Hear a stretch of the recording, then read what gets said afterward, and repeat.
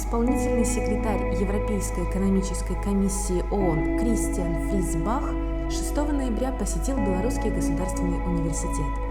Господин Бах встретился с руководством БГУ, а также выступил с лекцией «Мир, устойчивое развитие и роль ООН. Как молодежь может управлять переменами». 2015 год – год 70-летия Организации Объединенных Наций.